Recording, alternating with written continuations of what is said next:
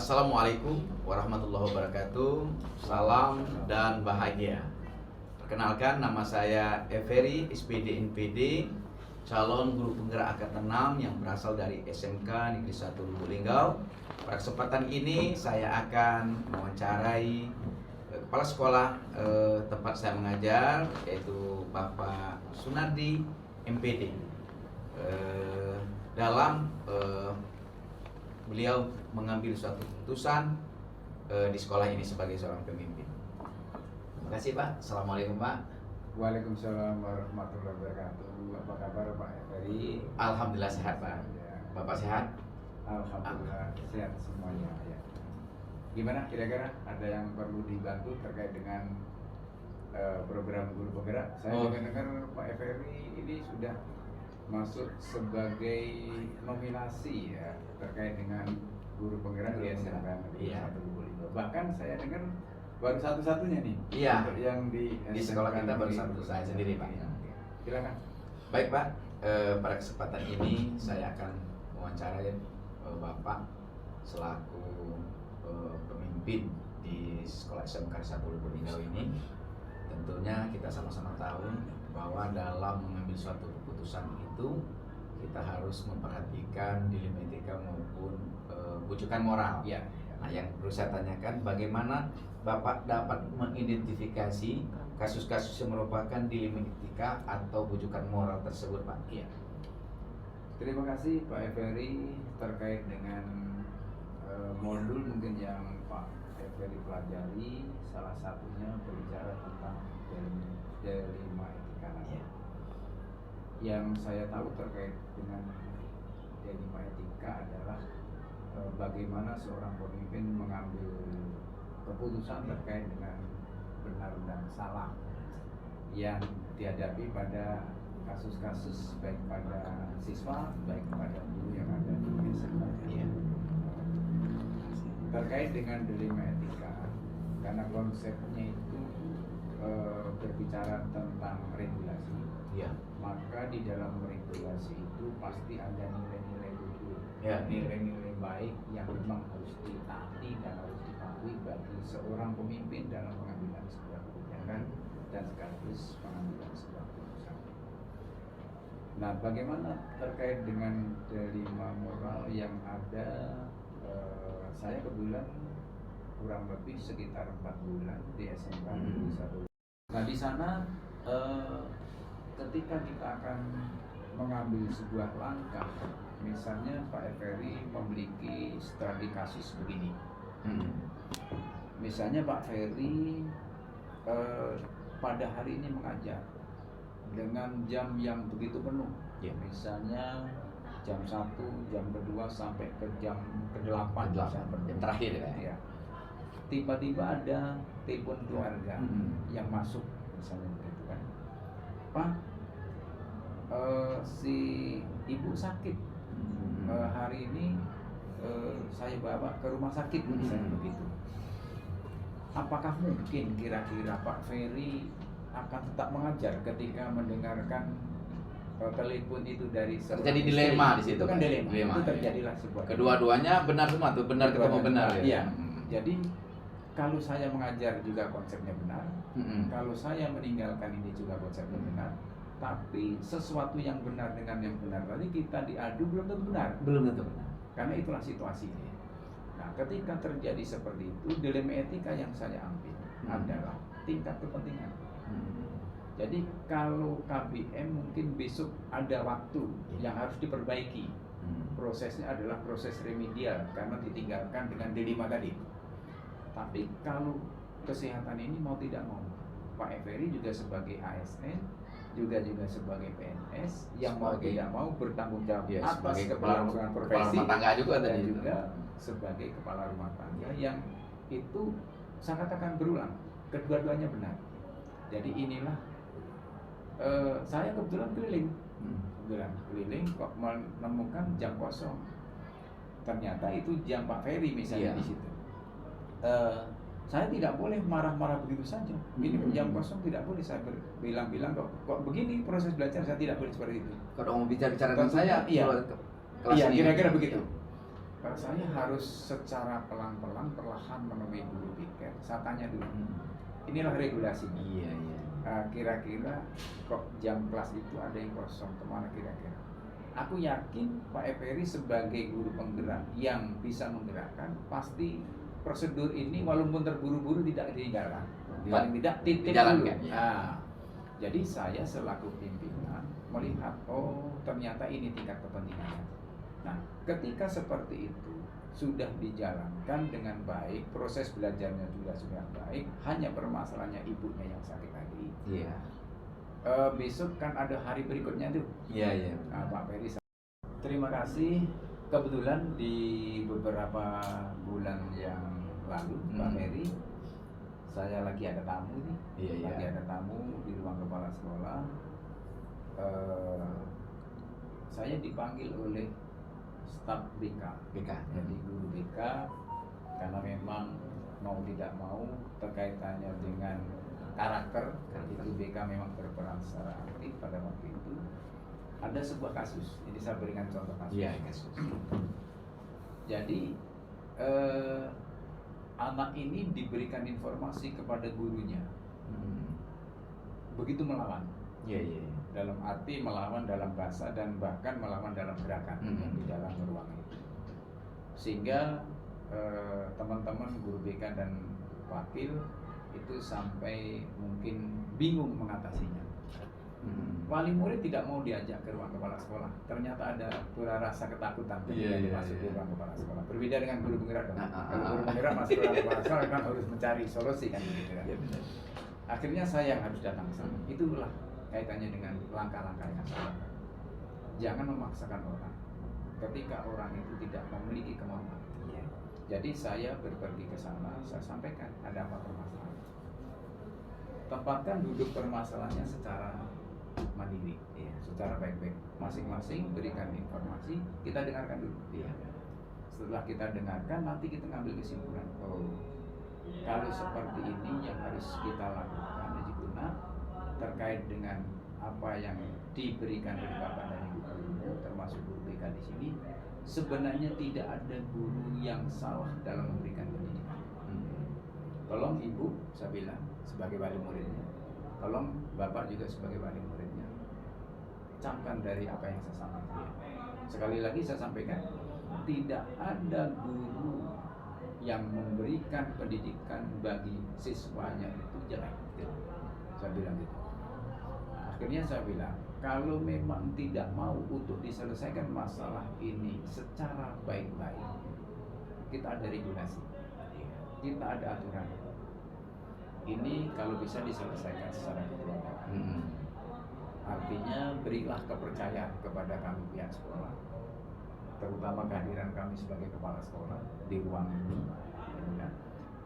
Saya ingin menyelesaikan hal ini secara baik. Tidak ada ketersinggungan terkait apa yang disampaikan oleh Pak Ferry tadi. Satu pihak dirugikan dan satu pihak sangat diuntungkan. Pokoknya kita clearkan semuanya permasalahannya. Akhirnya dengan bahasa, ingat sekali lagi, tolong gunakan bahasa yang santun. Karena di dalam regulasi itu tidak pernah dibahas bahasa santun di sini. Cuman kalau ini hukumannya sekian, kalau ini adalah sekian, kalau tidak ini biasanya diberhentikan gitu kan. Saya berikan bahasa yang santun. Nah, ketika Bapak dan Ibu memberikan bahasa yang santun terhadap permasalahan ini, maka permasalahan itu berakhir. Terus saya sebagai seorang pemimpin, saya punya staf dalam hal ini adalah wakil ketua dan guru BK. Saya tidak terlalu banyak apa yang saya sampaikan, cukup dengan konsep yang sederhana tadi. Perhatikan apa yang disampaikan gurunya, perhatikan apa yang disampaikan orang tuanya, sehingga permasalahan akan berakhir. Sekolah tidak dirugikan, kamu tidak merugikan juga diri kamu sendiri. Semuanya salah dan semuanya benar. Tapi kalau dibuat persentase, sekolah jauh lebih besar kebenarannya karena sekolah ini mengikuti konsep memanusiakan manusia terkait dengan diajar dewasa. Jadi ini yang harus kita kembangkan sampai sana. Itu salah satu yang sangat sederhana Pak dari contoh. Saya yakin nanti ketika Bapak sebagai seorang pemimpin terkait dengan pemimpin pembelajaran, terkait dengan pemimpin keluarga, terkait dengan pemimpin diri sendiri, pasti ada problematika dalam kehidupan. Kalau kata Rhoma Irama itu ada problematika. Itu kan kira-kira. Udah perlu dinyanyikan Pak? Iya, ada perlu dinyanyikan. Ya. Baik Pak ya, jadi memang apa yang telah Pak lakukan tadi udah termaktub dalam 4 paradigma pengambilan keputusan, 3 prinsip pengambilan keputusan, dan termasuk juga 9 langkah-langkah pengambilan keputusan, di mana tadi apa namanya dari kasus yang sudah Bapak ceritakan tadi, antara kepentingan siswa individu dengan kepentingan sebagian guru, karena siswa ini dengan karakternya yang boleh dikatakan agak bandel, nakal, akan bertemu dengan apa namanya sebagian besar guru. Tentu kepentingan anak harus kita berikan. Apa saja Pak yang Bapak anggap efektif dalam pengambilan keputusan di sekolah ini Pak? Iya. Terima kasih Pak Eferi. Tadi sudah saya sampaikan di akhir dari pertanyaan yang kedua. Sebenarnya langkah yang paling dominan itu berbicara dari hati ke hati. Oh iya. Itu berbicara dari hati ke hati. Tidak dari katanya. Dari hati ke hati. Karena informasi yang datang dari berbagai pihak, ketika kita tidak melihat apa yang terjadi di dalam seseorang yang kita amati dari dilema etikanya, itu berbeda, sehingga proses yang terkait dengan regulasi itu bisa saja dilakukan tapi tidak dikedepankan. Jadi hati ke hati itu penting, sehingga nanti akan tumbuh kesadaran. Nah, ketika seorang guru sudah mampu menumbuhkan kesadaran terhadap profesi, kesadaran terhadap tanggung jawab, maka apapun bentuknya terkait dengan tugas pokok, dia bisa membagi waktu yang tepat. Contoh kecil nih, misalnya mendekat, misalnya ada mau hajatan nih, contoh kecil misalnya begini. Biasanya Sabtu itu. Hari Sabtu misalnya kan. Nah, misalnya mau ada hajatan nih. Wah, aku ini kalau di bulan Maret ini jadwalnya begini. Mungkin bisa diundurkan di bulan April. Bisa misalnya bulan April ini waktunya ujian begini nih. Bisa tidak kira-kira di bulan Januari? Nah, kira-kira sudah sampai analisanya sampai ke sana. Sehingga terkait dengan dilema etika hubungannya dengan nilai kebenaran di dalam melangkah tadi, itu sudah dianalisis oleh dirinya sendiri, sehingga dia menemukan jati dirinya sendiri. Ini yang harus aku lakukan ternyata, dan itu pasti akan diajarkan dengan anak-anak.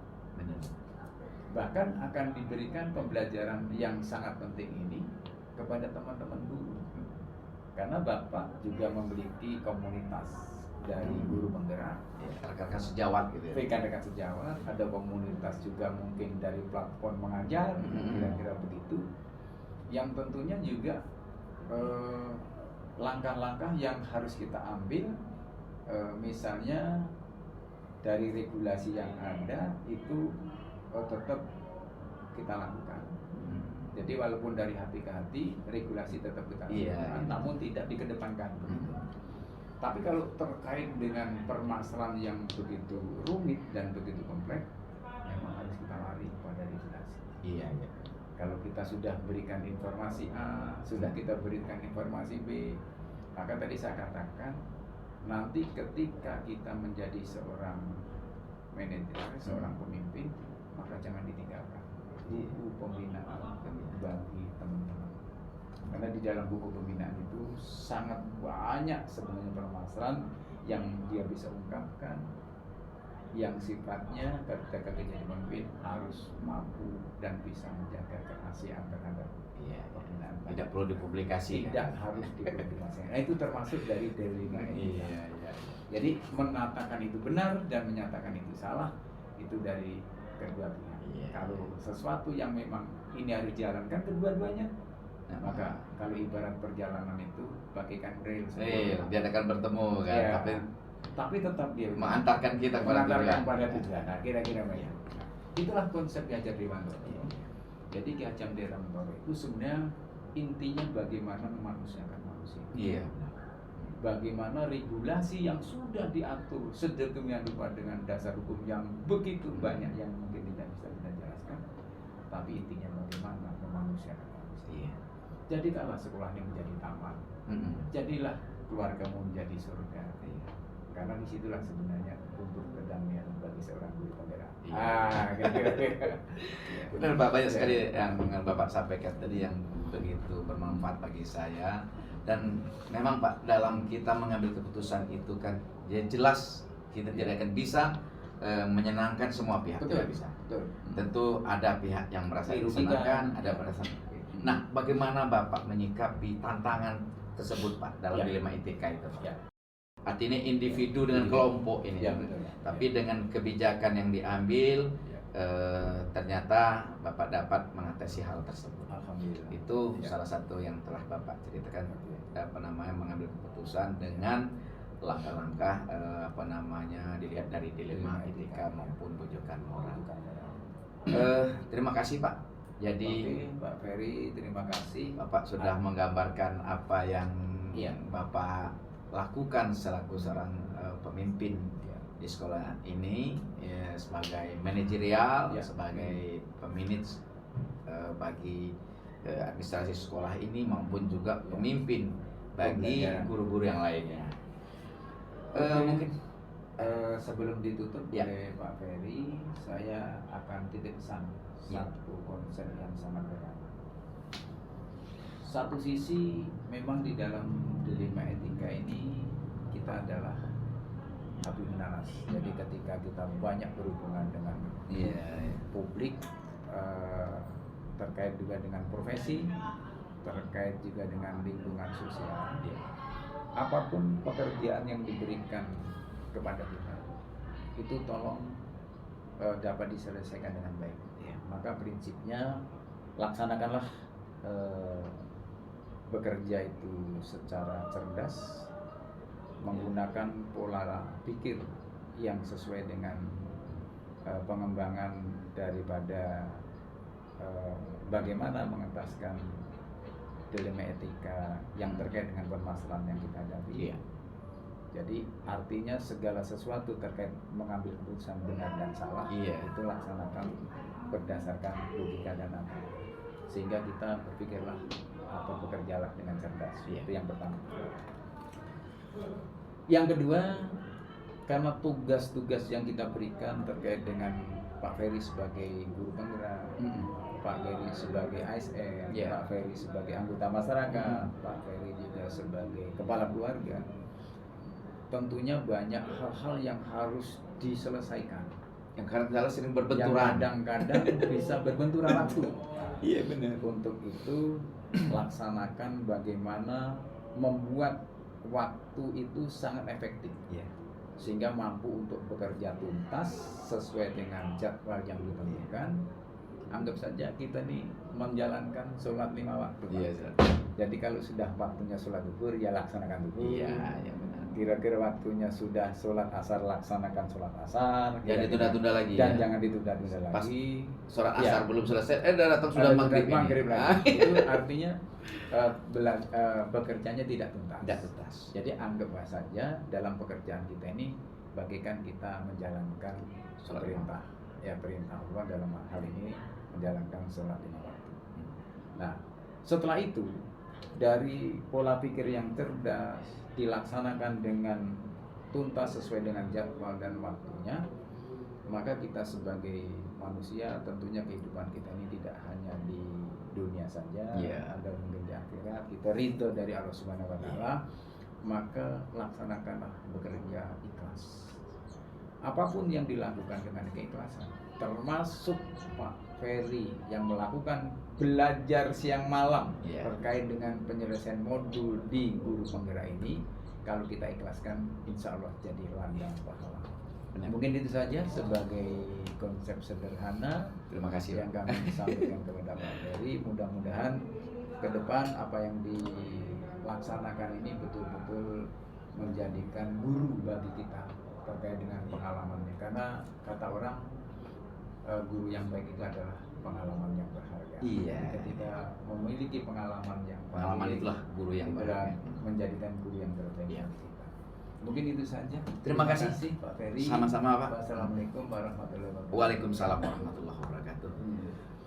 Demikianlah teman-teman sahabat-sahabat guru penggerak sekalian, saya telah mewawancarai Kepala Sekolah SMK Negeri 1 Lubuk Linggau. Dalam hal ini kami telah menggali bagaimana Bapak Sunardi selaku Kepala Sekolah SMK Negeri 1 Lubuk Linggau mengambil suatu keputusan yang putusan itu mengandung kebijakan, bijaksana, bertanggung jawab, dan penuh dengan keadilan. Terima kasih dari saya akhiri. Wassalamualaikum warahmatullahi wabarakatuh. Waalaikumsalam warahmatullahi wabarakatuh. Selamat.